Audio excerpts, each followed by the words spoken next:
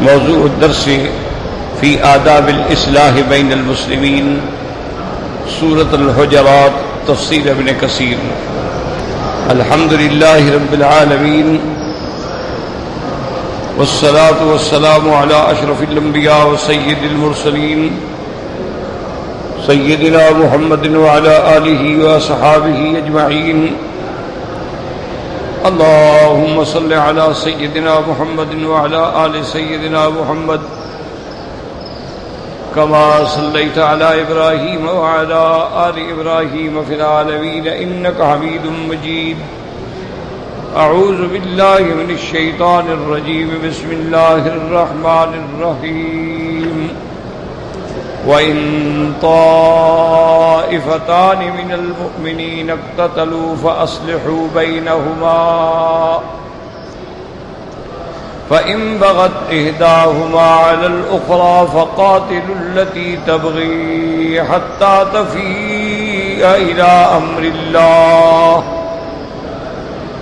فَإِن فَاءَتْ فَأَصْلِحُوا بَيْنَهُمَا بِالْعَدْلِ وَأَقْسِطُوا إِنَّ اللَّهَ يُحِبُّ الْمُقْسِطِينَ۔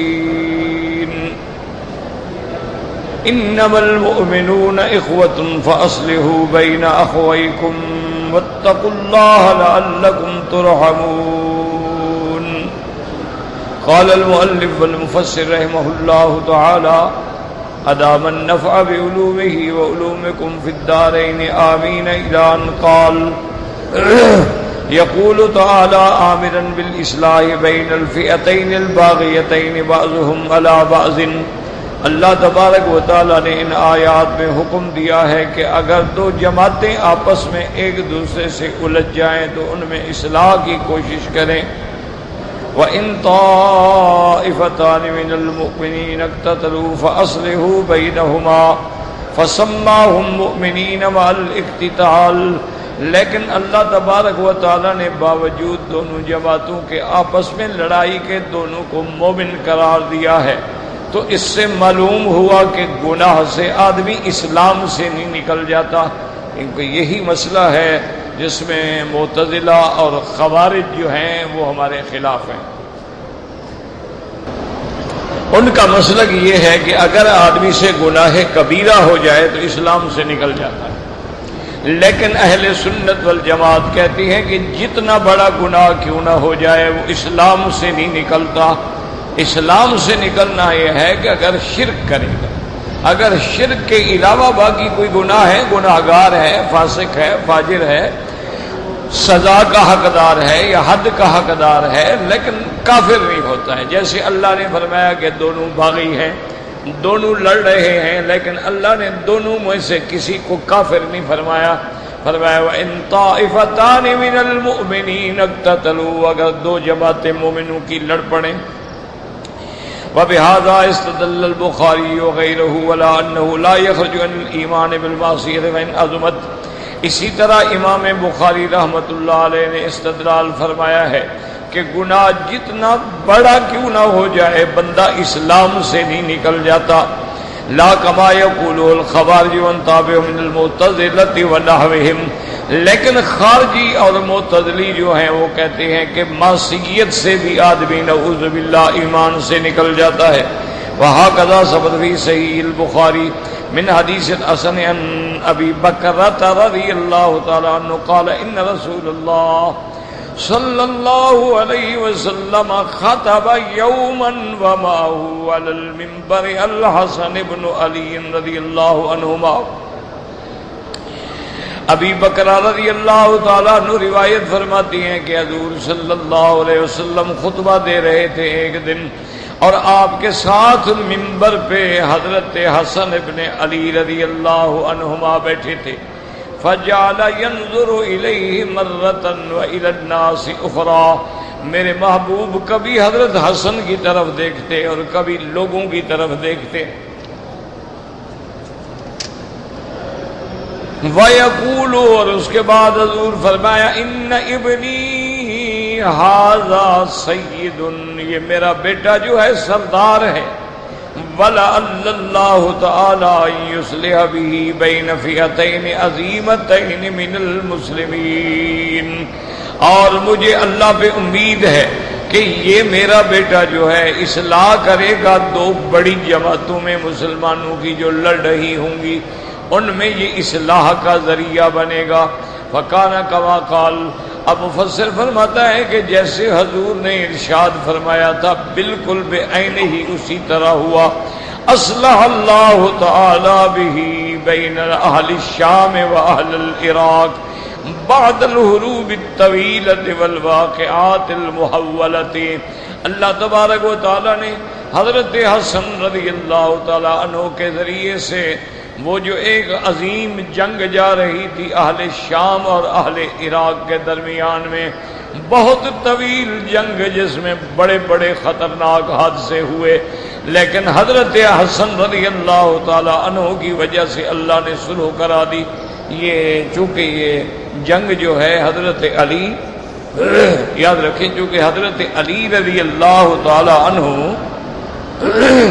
اپنے زمانہ خلافت میں آپ عراق یعنی کوفے کی طرف آپ منتقل ہو گئے تھے، اور دار جو ہے یعنی دار الخلافہ جو ہے وہ بھی مدینہ منورہ کے بجائے آپ نے کوفے کو بنایا، اور کوفہ بھی ایک یعنی عظیم تاریخ ہے کوفے کی کہ مرکز علم ہے۔ یہاں پر حضور کے محبوب صحابی جلیل القدر صحابی سیدنا عبداللہ ابن مسعود رضی اللہ تعالی عنہ تشریف لے گئے، اور آپ کے جانے کی وجہ سے پورے کوفے میں اتنا علم پھیلا کہ 1000 تو محدثین تیار ہوئے، اور 400 کے قریب فقہا تیار ہوئے۔ یعنی ایک شہر میں 1000 محدثین کہہ دینا بڑا آسان ہوتا ہے، اور کوفہ جو ہے اس میں 1500 صحابہ تشریف لے گئے ہیں رضوان اللہ تعالی علیہم اجمعین، اور سب کے بڑے جو تھے وہ حضرت عبداللہ تھے۔ حضرت علی رضی اللہ تعالی عنہ جب کوفے میں پہنچے اور آپ نے حلقہ دروس دیکھے تو آپ اتنے خوش ہوئے، آپ نے فرمایا عبداللہ اللہ تیرے درجات میں اور زیادہ بلندیاں پیدا فرمائے کہ تم نے پورے کوفے کو علم کا مرکز اور علم کا دریا بنا دیا۔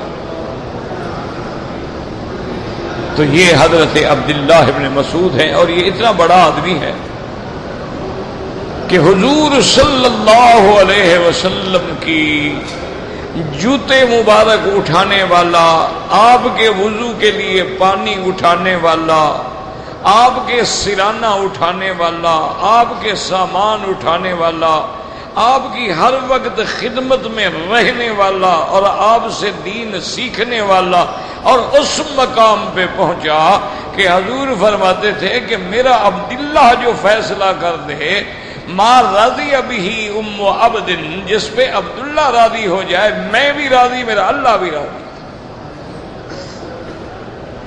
تو الحمدللہ ثم الحمدللہ، یہ احناف کے لیے بہت بڑا سرمایہ ہے کہ فقہ حنفی کی ساری دار و مدار جو ہے وہ حضرت عبداللہ ابن مسعود کی روایات۔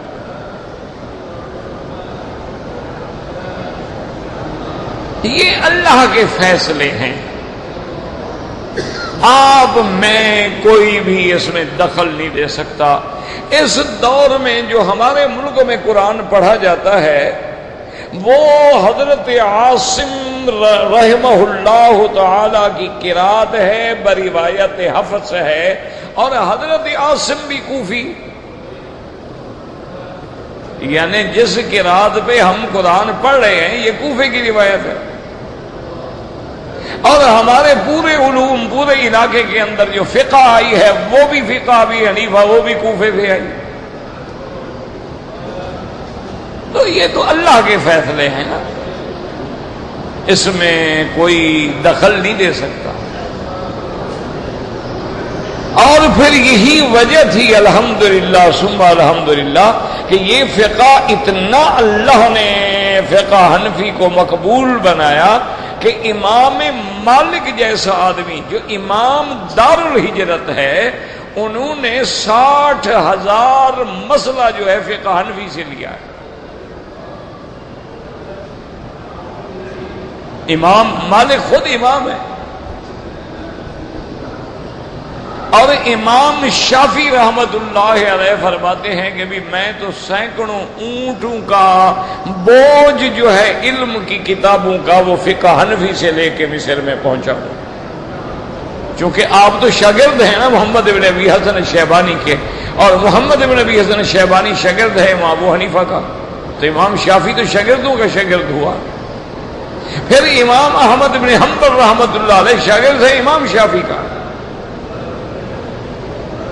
یعنی سارے ائمہ جو ہیں وہ فقہ حنفی کے خوش نشین ہیں، اور 1200 سال تک دیار اسلام میں صرف فقہ حنفی تھی۔ تاریخ ہے، جغرافیہ ہے، اٹھا کے دیکھ لیں، اس میں تو کوئی رعایت نہیں، تاریخ تو کسی کو معاف نہیں کرتی ہے، وہ تو ایک واقعہ ہوتا ہے لکھ دیتے۔ تو سید کا لفظ بھی سمجھ لیں، سید کا معنی ہوتا ہے سردار، سید قوم نہیں ہوتی، جیسے ہمارے ہاں دیہاتوں میں یا عام پڑھے لکھے لوگوں میں ہوتا ہے یہ سید ہیں جی سید، بھائی سید ذات ہی نہیں ہوتی، میرے مدنی سرکار کی جو نسب ہے قوم ہے وہ تو قریش ہے، آپ تو بنو ہاشمی ہیں، یعنی آپ کرشی و ہاشمی ہیں۔ سید کا معنی سردار، اب حضور چونکہ ساری مخلوق کے سردار ہیں تو حضور کی اولاد بھی سردار ہے، اسی لیے لقب آ گیا سید الشہداء حمزہ۔ تو اب شہداء کا سید ہونا کوئی قوم تو نہیں ہوتی نا، مانا سردار ہے شہداء کا، کہ شہداء کا قیادت کرے گا قیامت میں۔ اور فرمایا سیدہ کہول اہل الجنت ابی بکر و عمر، اور جو عمر رسیدہ لوگ تھے فوت ہونے کے وقت میں ان کی قیادت ابو بکر و عمر کریں گے، اور سیدہ شباب اہل الجنت الحسن والحسین، اور جو لوگ جوانی میں فوت ہوئے ہیں ان کی قیادت جو ہے حضرت حسن و حسین کریں گے، اور سیدۃ النساء فاطمہ فی الجنہ رضی اللہ عنہا، اور خواتین کی سردار جو ہے وہ بی بی فاطمہ ہوں گی۔ تو یاد رکھو یہ سید لقب ہے، سید قوم نہیں ہوتی، قوم تو قریش ہے، اس قریش کے پھر آگے جو ہے قریش قبیلہ ہے، پھر اس کے بطن ہیں، پھر فخذ ہیں، یعنی پھر آگے شاخیں ہیں۔ تو سرکار دو جہاں قریش کی اس شاخ سے ہیں جو بنو ہاشم ہے۔ تو سیدنا حسن جو تھے رضی اللہ تعالی عنہ،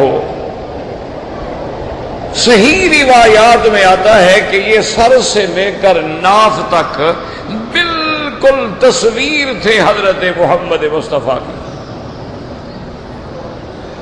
اور سیدنا حسین جو ہے ناف سے لے کر نیچے ٹانگیں اور پاؤں اور چلنا اور کھڑے ہونا تصویر تھے حضرت محمد مصطفیٰ کی۔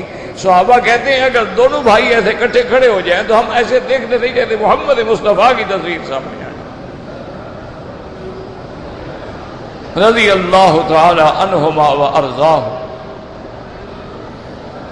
اور حضرت حسن رضی اللہ تعالی عنہ میں حوصلہ بھی بہت تھا، اللہ نے حلم اور حوصلہ بھی بڑا دیا تھا۔ ایک دفعہ مہمان آئے ہوئے تھے، کھانا کھا رہے تھے، تو آپ کی جو جاریہ جو باندی تھی، جو خادمہ تھی، وہ کھانا لا کے رکھ رہی تھی، تو اس کے ہاتھ میں ایک بڑا کسا، یعنی بڑا ڈونگا سمجھ لیں آپ، شوربے کا تھا، وہ اٹھا کے لا رہی تھی، گرم گرم شوربہ تھا، اس کے پاؤں میں جو کوئی چیز الجھی تو وہ ایسے جو گری تو وہ پورا شوربہ حضرت حسن پہ گر گیا۔ ایک تو آپ کے کپڑے اور بدن جل گیا، اور پھر مہمانوں کے سامنے کے بھی ایسی عقل والی انہوں نے باندھی رکھی ہوئی ہے، جس کو سرو کرنا بھی نہیں آتا، مہمانوں کے سامنے کھانا رکھنا بھی نہیں آتا. تو سیدنا حسن رضی اللہ تعالی عنہ نے غصے سے اپنی نکرانی کی طرف دیکھا، باندی کی طرف دیکھا، اور باندی بھی تو پھر حضرت حسن کی تھی نا، تو اس نے فوراً قرآن کی آیت پڑھی کہ والکاظمین الغیظ. اس نے قرآن کی آیت پڑھی کہ حضرت حسن اللہ فرماتے ہیں میرے ایمان والے بندے جو ہیں وہ غصے کو پی جاتے ہیں. اگر غصہ آ جاتا ہے تو غصے کو پی جاتے ہیں. آپ نے فرمایا قضمت غیظی، میں نے بھی اپنے غصے کو ضبط کر لیا ہے. اس نے کہا حضرت حسن آگے بھی پڑھے، اللہ فرماتے ہیں والعافین عن الناس، اگر لوگوں سے غلطی ہو جائے تو معاف کر دیتے ہیں. آپ نے فرمایا فوتو کہ میں نے بھی تیری غلطی معاف کر دی ہے. اس نے کہا حضور آگے بھی پڑھیں، اللہ فرماتے ہیں واللہ یحب المحسنین، اللہ احسان کرنے والوں کو محبوب رکھتے ہیں. آپ نے فرمایا چلو میں نے بھی احسان کیا، جاؤ میں نے تمہیں آزاد کر دیا ہے. تو یہ حضرت حسن تھے رضی اللہ تعالی. حضرت سیدنا حسن رضی اللہ تعالی عنہ و ارضاہ سخاوت کا یہ عالم تھا کہ ایک دفعہ 30,000 درہم سیدنا معاویہ نے ہدیہ بھیجا. اس زمانے میں 30,000 درہم آپ خود اندازہ کر لیں کہ آج کے تو 30 کروڑ سے بھی زیادہ ہوگا. آج کل جو ہماری کرنسی کی ویلیو ہے ماشاءاللہ، اللہ پاک ہمارے حال پہ رحم فرمائے. ہمیں یاد ہے ہم چھوٹے تھے جب، تو کبھی یہ جو آپ کا 100 روپیہ ہے نا، اس کا 110 ریال ملتے تھے. 100 روپے کے 110 ریال. اچھا پھر برابر ہو گئے، پھر چلتے چلتے 2 روپے کا ریال ہو گیا، پھر چلتے چلتے 3 روپے کا ریال ہو گیا، اور کئی عرصے تک 3 روپے کا ریال رہا ہے. اور اب جناب آپ ماشاءاللہ ترقی فرما رہے ہیں، آپ 22 روپے 70 پیسے پہ پہنچ گئے ہیں.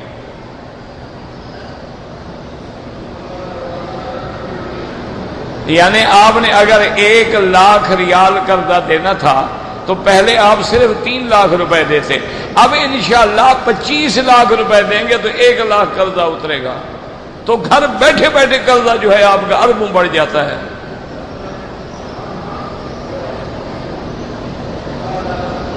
انا للہ و انا الیہ راجعون. جب اللہ راضی نہ ہو نا، یاد رکھو اللہ راضی نہ ہو، ناراض ہو جائے، ہر چیز میں برکت ختم ہو جاتی.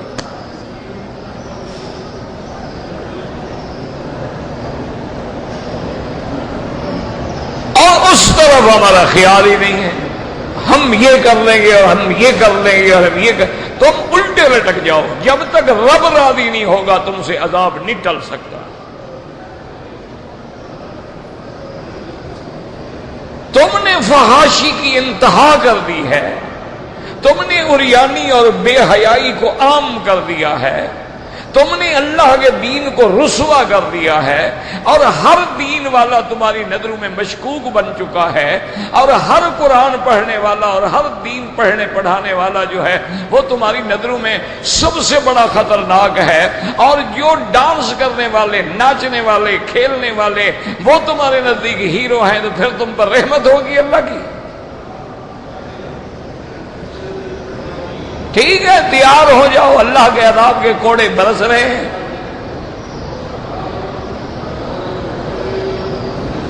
کبھی پانی نہیں ہے، کبھی آٹا نہیں ہے، کبھی گندم نہیں ہے، کبھی چینی نہیں ہے، کبھی جناب بجلی نہیں ہے. اور یہ وہ چیزیں ہیں جو تمہارا ملک پیدا کرتا ہے. انا للہ و انا الیہ راجعون. ایک ہی حل ہے کہ اپنے رب کو راضی کرو. جب رب راضی نہ ہو نا جی، وہ سرائکی زبان میں بزرگ کہتے تھے رب رسے تے عقل خسے. جب رب ناراض ہو گیا عقل کام ہی نہیں کرتی، جو کرو گے الٹا پڑے گا. اب یہ دیکھیں کہ سیدنا حسن رضی اللہ تعالیٰ عنہ 30,000 درہم، اور انہوں نے اپنے خادم کو کہا کہ یہ ہدیہ بھی پہنچا دو اور حضرت کو پتہ بھی نہ لگے، رات تھوڑا تھوڑا نگرانی بھی رکھنا کہ حضرت کیا کرتے ہیں۔ حضرت کے پاس جب 30,000 درہم آئے جناب، حضرت نے اس کو بلاؤ، اس کو بلاؤ، اس کو دے دو، اس کو دے دو، اس کو دے دو، اس کو دے دو، یعنی صبح کی نماز کے بعد پہنچاؤ، عشاء سے پہلے پہلے 30,000 درہم ختم۔ اس نے جا کے واپس رپورٹ دی حضرت معاویہ رضی اللہ تعالیٰ عنہ، انہوں نے کہا حضرت انہوں نے تو ایک دن میں چلا دیا غریبوں کو۔ تو حضرت نے خط لکھا، انہوں نے کہا کہ اللہ کے رسول کی اولاد حضرت علی کے بیٹے اور سرکار دو عالم کے نواسے، اتنا بھی اسراف نہ کیا کرو کہ یہ تھوڑا ہے حکم کہ اگر ہمارے پاس 30,000 ہو تو ہم سارا 30,000 خیرات کر دیں، کچھ اپنے گھر کے لیے، اپنے بچوں کے لیے، اپنے حل و عیال کے لیے بھی تو آدمی کو رکھنا چاہیے۔ حضرت نے ایک سطر میں جواب لکھا کہ لا اسراف فی الخیر، خیر کے کاموں میں اسراف نہیں ہوتی، اسراف ہوتا ہے برائی میں خرچ کرنے کو۔ تم کون ہو مجھے روکنے والے کہ میں خیر کے کام نہ کروں؟ تو یہ وہ سیدنا حسن ہیں، انہوں نے اللہ نے ان کو توفیق دی۔ انہوں نے جو لڑائی چل رہی تھی کوفے کی، حضرت علی کوفے میں تھے اور حضرت معاویہ شام میں تھے، دونوں کی فوجیں ٹکراتی رہیں، جنگیں ہوتی رہیں، قتل ہوتے رہے، بڑی خون ریزی ہوئی۔ حضرت علی کی شہادت کے بعد حضرت حسن خلیفہ بنے تو حضرت حسن نے سلو کر، تو مفسر فرماتے ہیں کہ وہ اللہ کے نبی کا فرمان پورا ہو گیا کہ اللہ کے نبی نے جو خبر دی تھی نا میرا بیٹا سردار ہے، 2 جماعتوں میں سلو کرائے گا۔ لیکن ہمارے شیعہ حضرات کہتے ہیں مسود وجوہ المؤمنین، حضرت حسن تو مومنوں کے چہرے کو سیاہ کرنے والا ہے، حضرت دشمن سے سلو کر لی، اس لیے یہ حضرت حسن کا زیادہ نام نہیں لیتے۔ جب بھی کوئی جلوس نکالیں حسین کا تو ہوگا، کبھی حضرت حسن کا دیکھا ہے آپ نے؟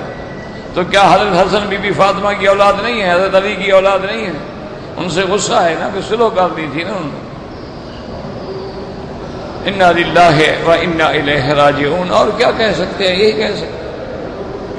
اس لیے مفسر رحمۃ اللہ علیہ فرماتے ہیں کہ وَإِن بَغَتْ إِحْدَاهُمَا عَلَى الْأُخْرَى فَقَاتِلُوا الَّتِي تَبْغِي حَتَّىٰ تَفِيءَ إِلَىٰ أَمْرِ اللَّهِ، اگر ایک جماعت بغاوت کرے تو تم اس کے ساتھ لڑو جو باغی ہیں، حتیٰ تفیء الی امر اللہ، اب وہ اللہ کے حکم کی طرف لوٹ آئیں، قرآن کو مان لیں، حدیث کو مان لیں، حکم کو مان لیں، امیر کو مان لیں، تو پھر سلو کرو۔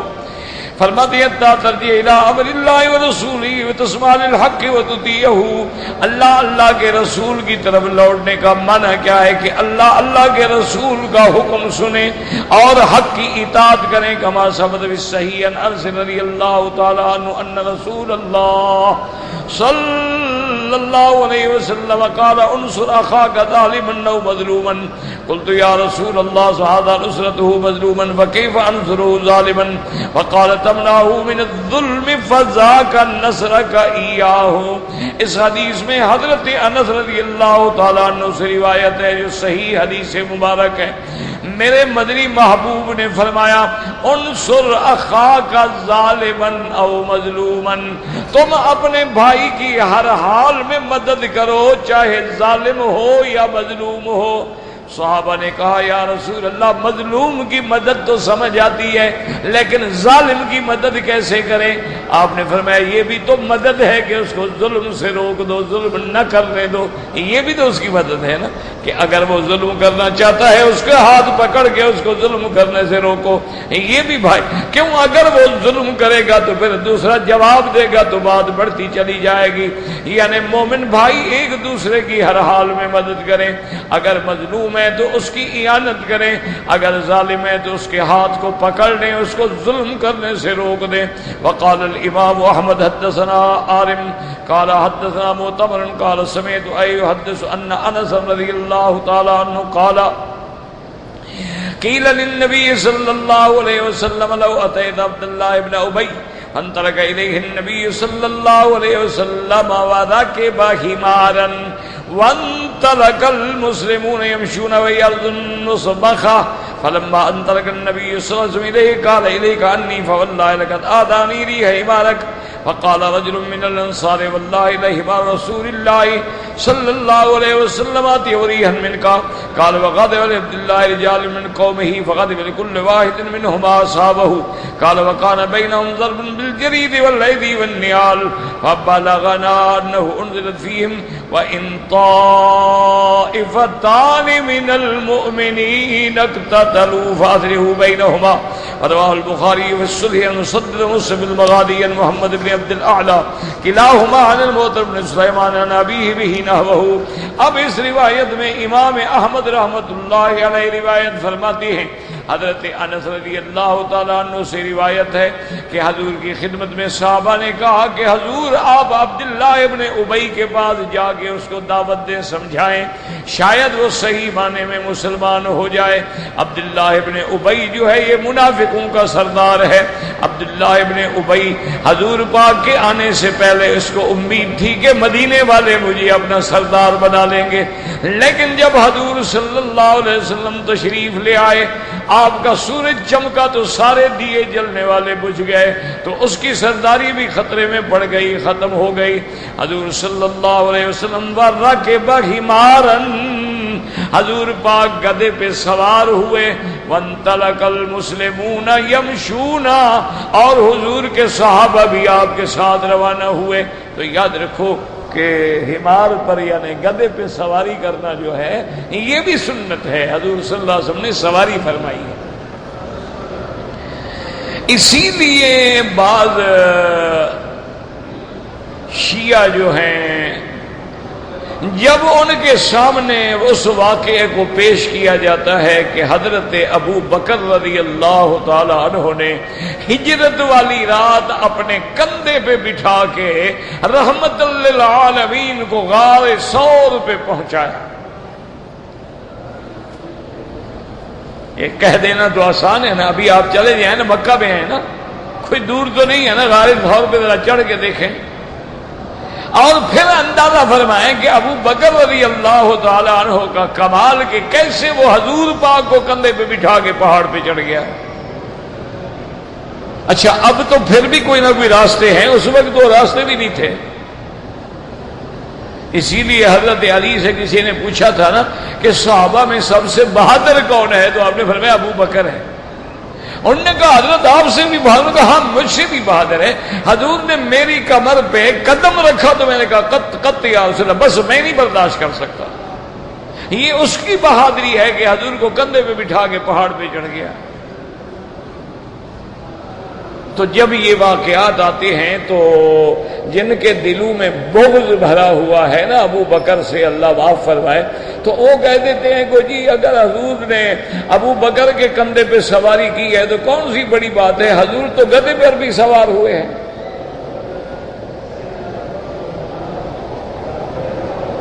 ہم کہتے ہیں دونوں باتیں ٹھیک ہیں، حضور گدھے پہ بھی سوار ہوئے ہیں، حضور گھوڑے پہ بھی سوار ہوئے ہیں، حضور اونٹ پہ بھی سوار ہوئے ہیں، حضور اونٹنی پہ بھی سوار ہوئے ہیں، لیکن بات سمجھو، جس اونٹنی پہ حضور سوار ہوئے ہیں وہ اونٹنی ساری دنیا کی اونٹنیوں میں افضل ہے، اور جس گھوڑے پہ سوار ہوئے ہیں وہ ساری دنیا کے گھوڑوں سے افضل ہے، اور جس گدھا پہ سوار ہوئے ہیں وہ گدھا سارے گدھوں سے افضل ہے، اور جس بندے پہ سوار ہوئے ہیں وہ بندہ سارے بندوں سے افضل ہے۔ اصل بات تو یہ ہے، سواری سے تو ہمیں انکار نہیں ہے۔ اب حضور صلی اللہ علیہ وسلم جو تھے گدھے پہ سوار ہوئے، صحابہ بھی ساتھ چل رہے ہیں، اور عبداللہ ابن ابی کے گھر کی طرف جب گئے تو زمین جو تھی نا اس علاقے میں کلر شور والی زمین تھی، تو کلر شور کی زمین میں جب جانور بھی چل رہا ہو، بندے بھی چل رہے ہوں تو مٹی اڑتی ہے۔ تو جب حضور قریب گیا تو کہنے لگا الہی کان نہیں رہے گا، یا رسول میرے پاس نہ آئے، میرے پاس نہ آئے، مجھے جو آپ کے گدھے کی بدبو ہے نا اس سے میں تنگ آ رہا ہوں، میرے قریب نہ آئے۔ تو ایک صحابی کو جوش آ گیا، اس نے کہا عبداللہ ابن ابی تم کیا بکواس کر رہے ہو، حضور کے گدھے کی جو ہوا ہے نا وہ تیرے خوشبو سے زیادہ بہتر ہے۔ اس میں دونوں لوگوں نے اس کے بھی حامی کھڑے ہو گئے، ادھر سے بھی کھڑے ہو گئے، بات شروع ہوئی، پھر لڑائی شروع ہوئی، پھر ایک دوسرے کو تھپڑ مارنے لگے، پھر ایک دوسرے کو چھڑی سے مارنے لگے، ایک دوسرے پہ جوتے سے حملہ کرنے لگے، لڑائی ہو گئی۔ تو لڑائی کے بعد بعض صحابہ فرماتے ہیں کہ یہ آیت نازل ہوئی، حضور پاک نے ان کو روک دیا، صلح ہو گئی، تو یہ آیت نازل ہوئی کہ وَإِن طَائِفَتَانِ مِنَ الْمُؤْمِنِينَ اقْتَتَلُوا، اگر دو مسلمانوں کی جماعتوں میں انقتال ہو جائے، جھگڑا ہو جائے تو ان کی اصلاح کرو۔ اب میں نے عرض کر دیا تھا کبھی آپس میں جھگڑا ہو جائے، کبھی وقت کے بادشاہ کے خلاف بغاوت ہو جائے، کبھی دو جماعتیں آپس میں بغاوت کر لیں، ہر حال میں ہمیں حکم ہے کہ ان کی اصلاح کریں۔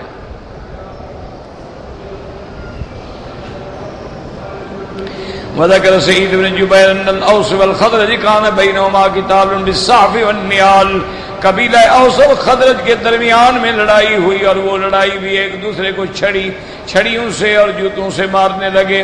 فانزل اللہ تعالی هذه الآية فامر بالصلح بينهما وقال السدي كان رجل من الانصار يقال له عمران كان له امرأة تدعى أم زيد وإن المرأة أرادت أن تزور أهلها وحبسها زوجها وجعلها في يلية له لا يدخل عليها أحد من أهلها وإن المرأة باست إلى أهلها وجاء قومها وأنزلوها لينطلقوا بها وإن الرجل كان قد خرج واستعان أهل الرجل فجاء بنو أمه ليحولوا بين المرأة وبين أهلها فتدافعوا واجتلدوا بالنيال فنزلت فيهم هذه الآية۔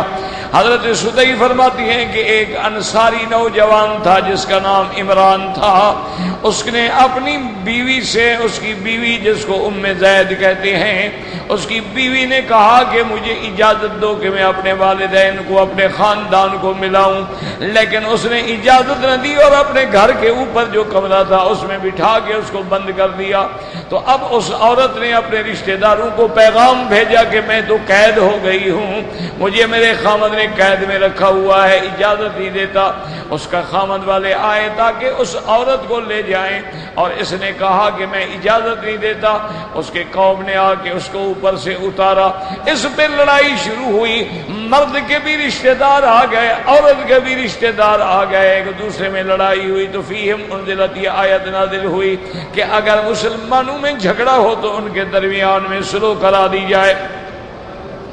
فبعث إليهم رسول الله صلی اللہ علیہ وسلم وفاؤوا إلى أمر الله تعالی، حضور پاک نے اپنا قاصد بھیجا، آپ کے قاصد نے دونوں کے درمیان میں صلح کرا دی۔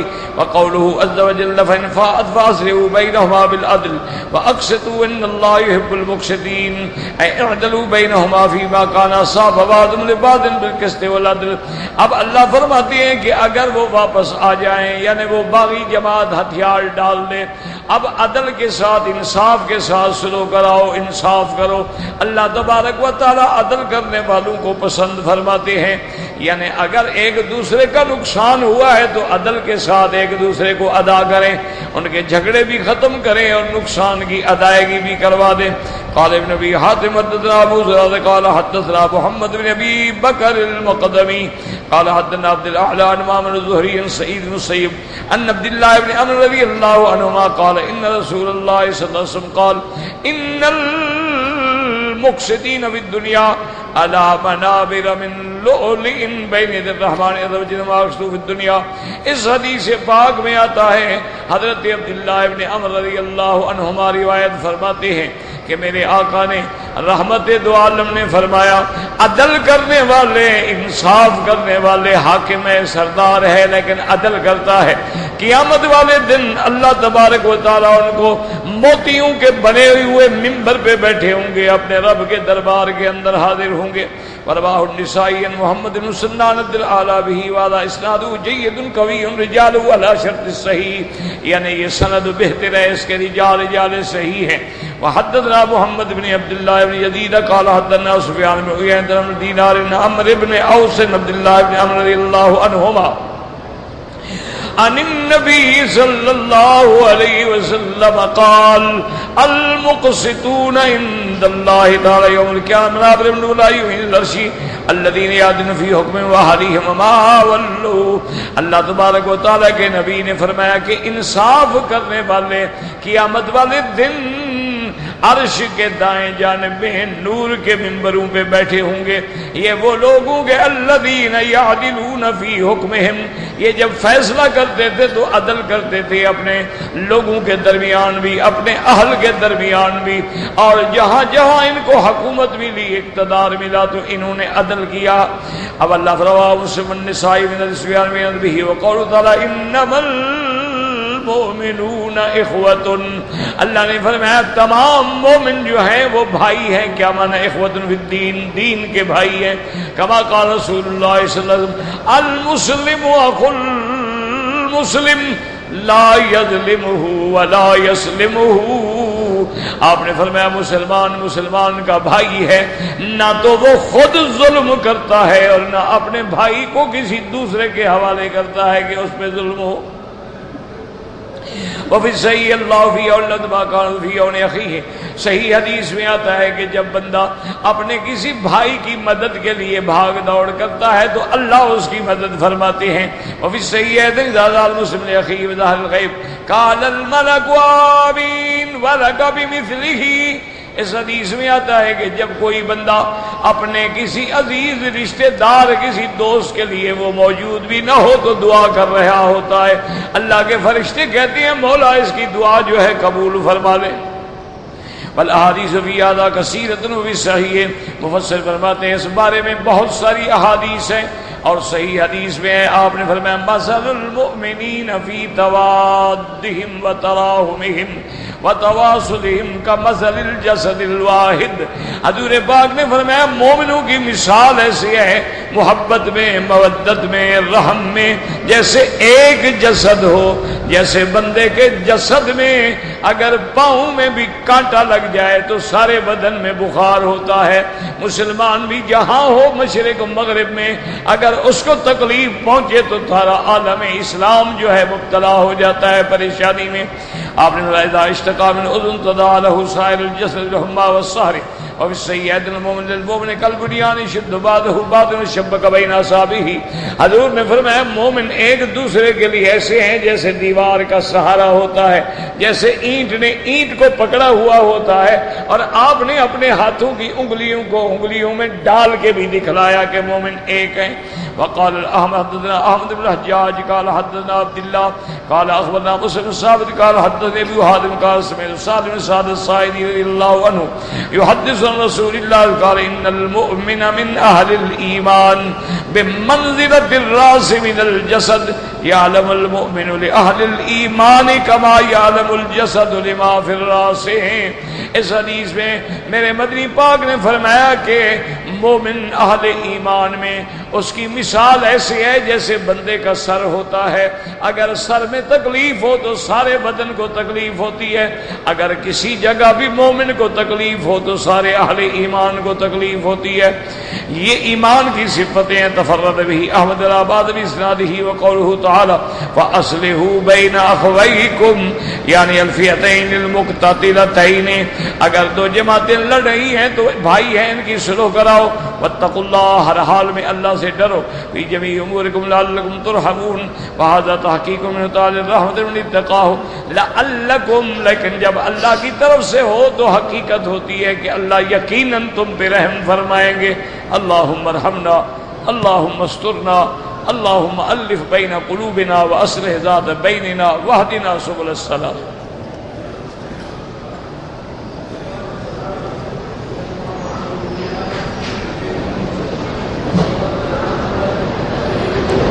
کہتے جی کہ مسجد عائشہ سے جو عمرہ کرتے ہیں، میرا بھائی گزارش یہ ہے کہ مسجد عائشہ سے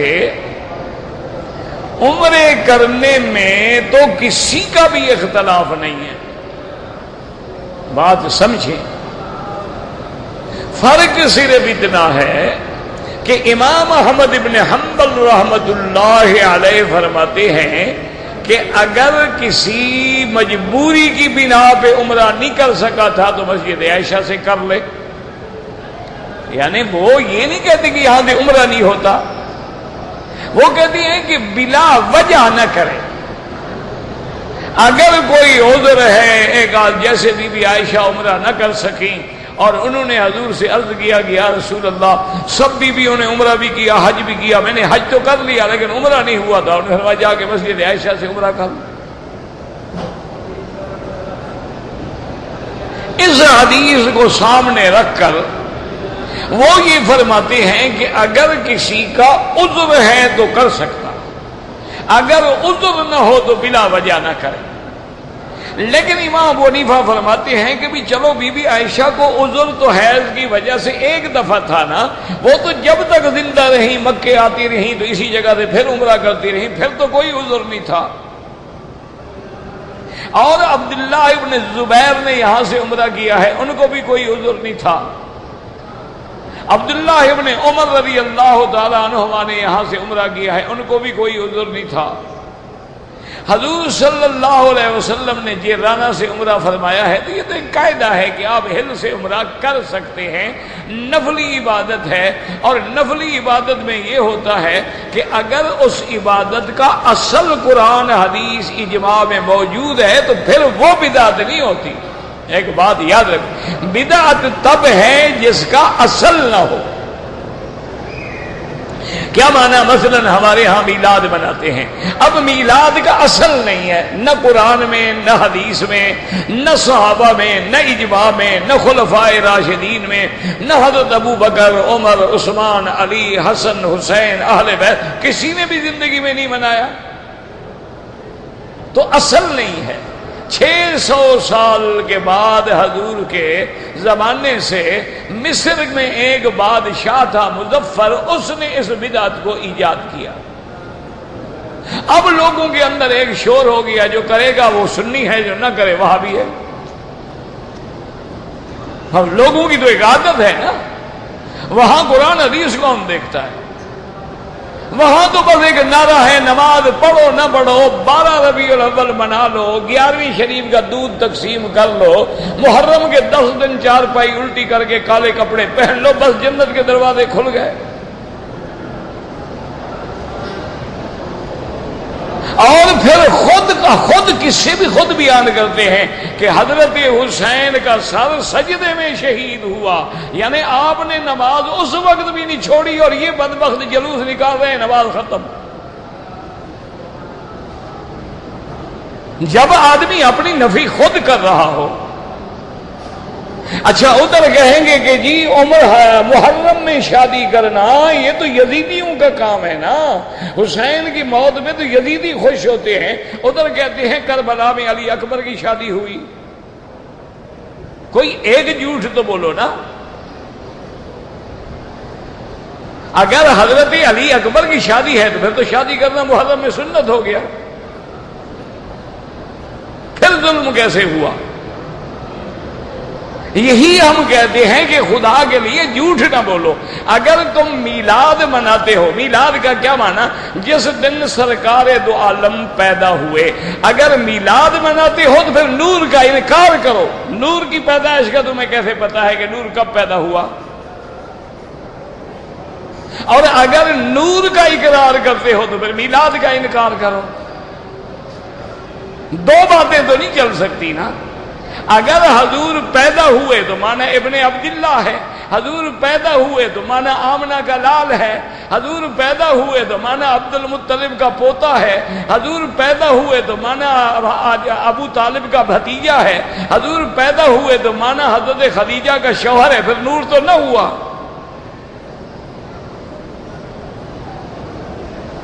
تو یہی وجہ ہوتی ہے کہ باطل ہمیشہ جھوٹا ہوتا ہے اور جھوٹ کے پاؤں نہیں ہوتے ہیں، اس کے پاس کوئی دلیل نہیں ہوتی. اب دیکھو جہاں تک عمرے کا حق ہے، عمرے کا تو قرآن میں بھی موجود ہے. وَأَتِمُّ الْحَجَّ وَالْعُمْرَةَ لِلَّهِ، تو اصل قرآن میں بھی موجود ہے، اصل حدیث میں بھی موجود ہے کہ حضور پاک عمرے پہ آ رہے تھے، کافروں نے روک دیا. پھر اگلے سال حضور نے عمرۃ القضاء فرمایا. حدیث میں موجود ہے کہ حضور جب فتح مکہ کے بعد غزوہ حنین کے موقع پہ جیرانہ میں قیام فرمایا تو حضور نے جیرانہ سے احرام باندھ کے عمرہ کیا. تو عمرے کا تو اصل قرآن حدیث میں مل گیا. جب اصل موجود ہے تو اب وہ بدعت تو ہو نہیں سکتا. اب چاہے آپ ایک عمرہ کریں چاہے 2 عمرے کریں، جب اصل موجود، اب دیکھیں طواف ہے، طواف کا اصل قرآن میں بھی موجود، حدیث میں بھی موجود۔ اب ایک آدمی دن میں اگر 20 طواف کر لے تو کہیں گے حضور کا مخالف ہے، کیوں حضور نے تو کبھی 20 طواف نہیں کیے، تو یہ تو پھر حضور کا مخالف ہو گیا۔ تو ہم کہیں گے مخالف نہیں ہوا، اصل موجود ہے، اب جتنا مرضی آئے کرتے جو من تطوع خیرا فإن اللہ شاکر علیم، اب نفلی عبادت ہے جتنا مرضی آئے کرو۔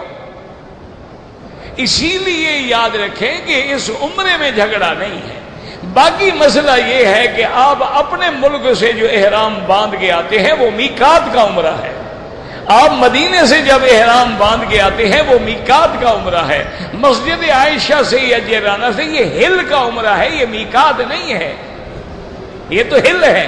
مکے والوں کے لیے میقات ہے کہ مکے والے عمرہ کرنا چاہیں تو کہاں جائیں، لیکن سب کے لیے مکے میں رہتے ہوئے افضل یہ ہے کہ طواف زیادہ کریں، طواف کی کثرت کریں۔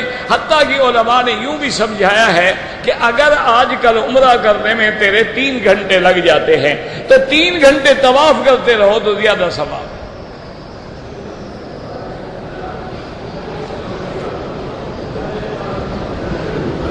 کہتے جی عمرہ ادا کرنے کے بعد میاں بیوی آپس میں مل سکتے ہیں، کیوں عمرہ کرنے کے بعد یعنی بیوی کو طلاق ہو جاتی ہے؟ اچھا مسئلہ ہے، پھر تو بیوی بیچاری اچھی آئی حج پہ، انا للہ و بابا جب عمرے میں منع ہے، جب عمرہ ختم ہو گیا، احرام ختم ہو گیا، بیوی ہے اس کی۔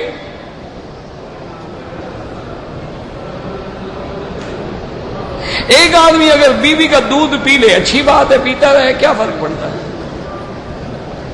بہرحال بیوی بیوی رہے گی، نکاح نہیں ٹوٹتا دودھ پینے سے، وہ تو چھوٹی عمر جب 2 سال ہو پھر ٹوٹتا ہے۔ لیکن دیکھیں نا فائدہ ہے، بیوی کی بیوی ہو گئی، گھر میں اپنی گائے بھی ہو گئی۔ انا للہ و انا الیہ راجعون، اور کیا کہہ سکتے ہیں؟ فلمیں دیکھا کرو، بڑا فائدہ ہوگا تمہیں۔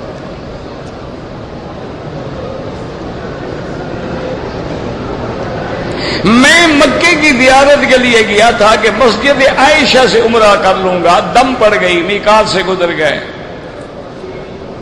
ماں باپ اگر زندہ ہیں ان کے لیے بھی حج ہو سکتا ہے، عمرہ ہو سکتا ہے۔ بہرحال بینک میں ملازمت نہ کرو تو بہتر ہے، نوکری تلاش کرتے رہو، جب مل جائے دوسری تو چھوڑ دو، لیکن جو تنخواہ تم لیتے ہو وہ سود نہیں ہے، وہ حرام بھی نہیں ہے، لیکن ایسے ادارے میں کام کرنا جہاں گناہ ہوتا ہے تم اس کو فائدہ تو پہنچا رہے ہو نا۔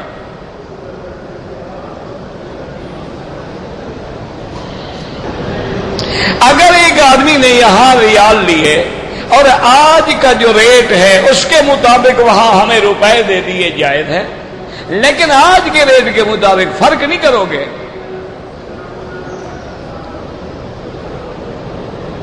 چاروں امام برحق ہیں، بالکل چاروں برحق ہیں، جیسے 7 قراتیں برحق ہیں لیکن پڑھتے ہم ایک ہیں، 4 امام بھی برحق ہیں، اسی طرح سیاستہ کے محدثین بھی برحق ہیں، ہمیں تو کسی سے اعتراض نہیں الحمدللہ۔ وہ کنواں جو ہے میں نے عرض کیا نا، جیرانہ جگہ کا نام ہے، اس کو بڑا عمرہ بھی کہتے ہیں، وہاں وہ کنواں ہے جس میں حضور نے لعاب ڈالا ہے۔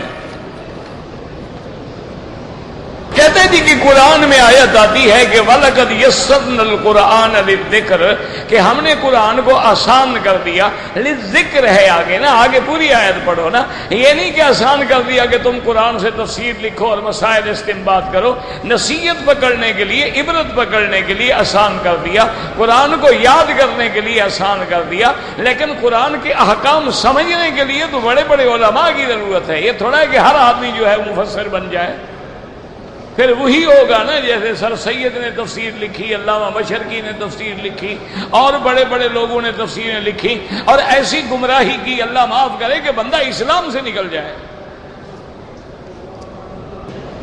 ائمہ اربعہ میں سے کسی کی تقلید ضروری نہیں ہے، تو بغیر تقلید کے تو میرا بھائی گزارا نہیں ہے، پھر کرو گے کیسے؟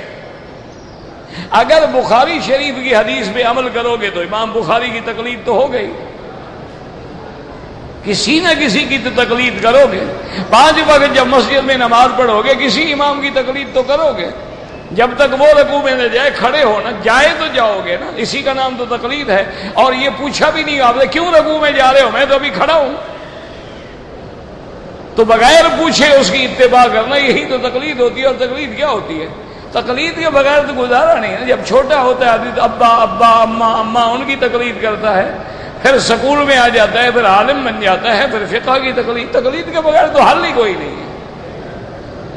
ہاں، جو آدمی اتنا بڑا عالم ہے کہ مجتہد کے مقام پہ پہنچ گیا، اس کو تقلید کی ضرورت نہیں۔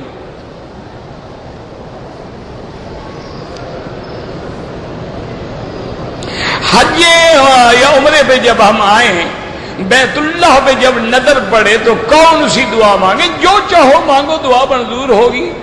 وہ تو تم نے مانگنی ہے، تمہارے لیے اہم دعا کیا ہے؟ اگر صفا مروہ دوڑتے ہوئے مجھے پیشاب کا تقاضا ہو جائے، چلے جاؤ، جا کے وضو کرو، استنجا کرو، فارغ ہو کے پھر شروع کرو۔ بامیوں کو حلال ہے، لیکن بامیاں تو تب ہوں گی پہلے جہاد تو کرو نا، بچ گئے تو باندی ملے گی نا، شہید ہو گئے تو انشاءاللہ جنت میں۔ یہ باندیاں نہیں ہوتی کہ نکرانی رکھ لی یا خرید لی۔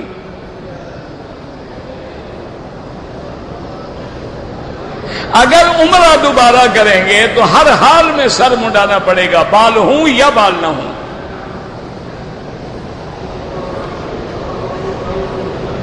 اگر ہم نے عمرہ کیا ہے، سر نہیں مڈوایا، دم پڑ گئی، دم بھی پڑ گئی، سر بھی مڈواؤ۔ جب تک سر نہیں مڈاؤ گے گویا ابھی تک تم احرام میں ہو۔ احرام چادروں کا نام نہیں ہے، احرام سے تب نکلو گے جب سر مڈاؤ گے۔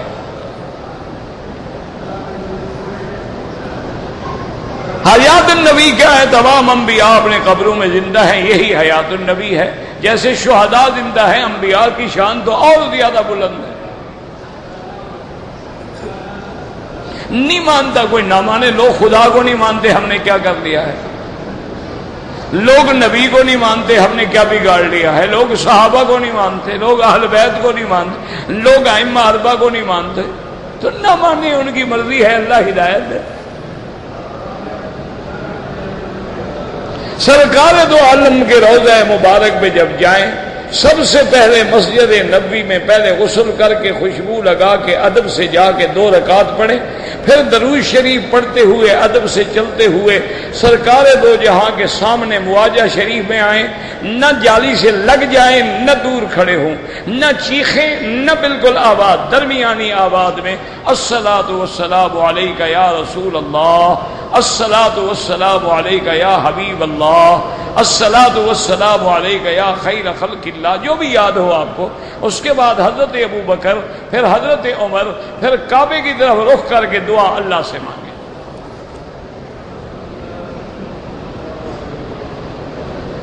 میں نے طواف کے دوران میں رکن یمانی کو حجر اسود سمجھ کے بوسہ دیتا رہا۔ اگر تم نے طواف شروع ہی رکن یمانی سے کیا ہے تو طواف ہوا ہی نہیں، وہ باطل ہو گیا، پھر دوبارہ طواف لوٹاؤ، ورنہ عمرہ بھی ختم، ہر چیز ختم۔ میرا لڑکا بیمار ہے، اللہ ہر بیمار کو شفا عطا۔ دعا جب بھی مانگیں سیدھی اللہ سے مانگیں۔ سٹاک ایکسچینج کا کام جو ہے اس کے بارے میں پوچھنا ہے، مجھے پہلے اس کی تفصیل بتائیں کہ سٹاک ایکسچینج میں کیا کیا کاروبار ہوتا ہے۔ جب تک اس کی پوری ڈیٹیل سامنے نہ ہو آدمی کیا کہہ سکتا ہے؟ میری والدہ فوت ہو گئی، اللہ مغفرت فرمائے۔ اگر آدمی کا مکہ مکرمہ یا مدینہ منورہ میں 14 دن سے کم قیام ہے تو وہ مسافر ہے، فرض کسل پڑھے گا، سنت نفل معاف ہے، لیکن اگر پڑھنا چاہے تو پھر سنتیں پوری پڑھے گا۔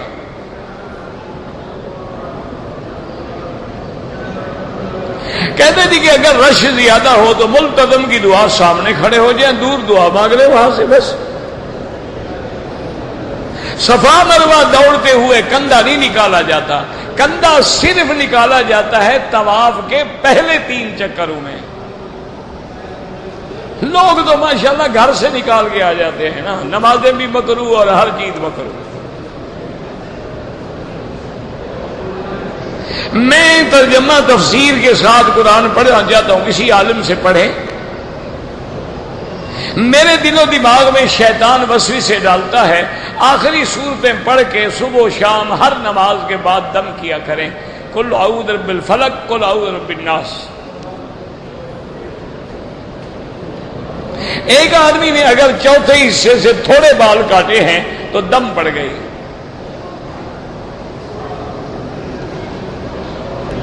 نماز کی نیت کرتے ہوئے حرم شریف میں کیا کہنا چاہیے؟ جو اپنے ملک میں کہتے تھے نماز پڑھو، اور کیا امام صحابہ تھے جماعت امام کے پیچھے، زبان سے ضرورت ہی نہیں ہے، دل میں نیت ہے، بیٹھے ہیں عشاء پڑھیں گے انشاءاللہ۔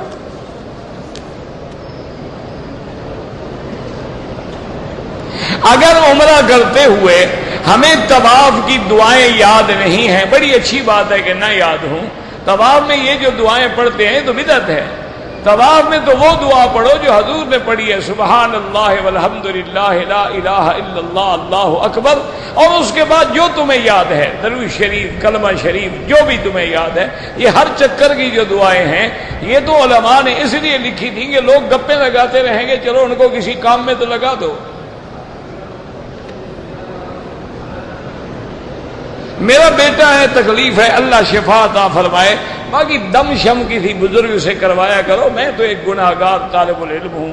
ربنا آتنا فی الدنیا حسنۃ وفی الآخرۃ حسنۃ وقنا عذاب النار۔ اللهم اجعل لنا وللمسلمین من كل هم فرجا ومن كل ضيق مخرجا ومن كل بلاء عافیہ۔